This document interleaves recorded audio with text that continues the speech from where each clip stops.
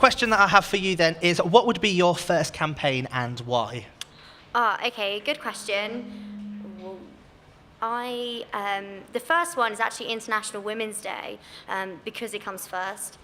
I want women from the university to meet local women of power on International Women's Day across campus. So I'll have specific women from leading areas coming to the specific campuses. So for example, here we'd have some women who have delivered a substantial amount of babies, because a lot of women here are midwives. And I think that's an incredible talent. I actually met one of the young students here called Enna. She's a second year and she's delivered 24 babies, and she's really proud of that. And it's really important that we show that and we promote that.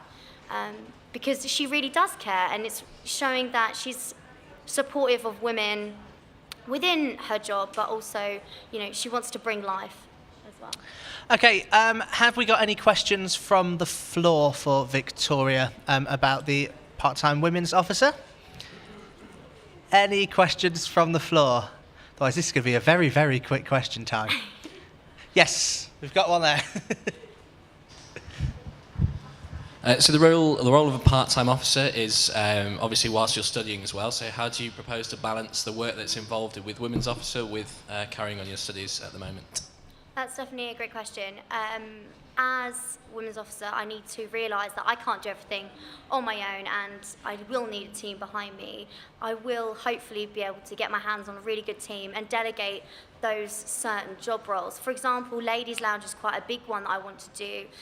It's all about tackling women who are getting discriminated against, and also, sexist remarks, things like that happen daily via social media as well, that they can put in a note box, and then at the end of the month we come to it and we sit there and we discuss in a ladies' lounge about the issues that they faced and how they want to tackle those during the course of the time that I'm in office.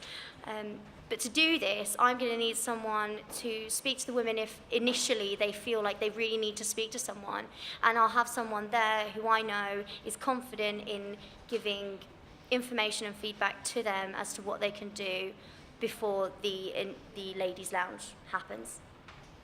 Okay, have we got any other questions? Yep.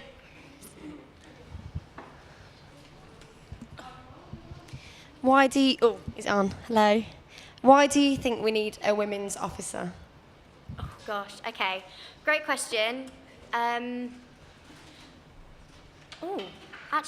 that is a really good question. I haven't planned for that one. Being a woman, being empowered from my mom, I feel like sometimes women put themselves down for their gender. You don't see a lot of women, for example, the guy previously who was sat here said that not a lot of women are in computing, and that's a real big shame, because they get put down, they get given a stereotype, and they have to follow to that. And I'm here today to show them that they don't need to do that. They should feel able to do what it is they want to do. I mean, if I wanted to be a football player, I could be a football player, but I'm not going to get paid as much as a male football player. Why is that? Because a lot of male footballers, they get more advertisement, they get more coverage. But nowadays, we're starting to get more and more coverage on women's football, and that's an amazing thing. We've come so far, and there's so much that we need to carry on pushing to get further, and that's why I think this role is really important within the university.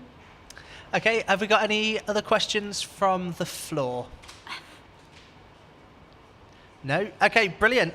Victoria, thank you very much.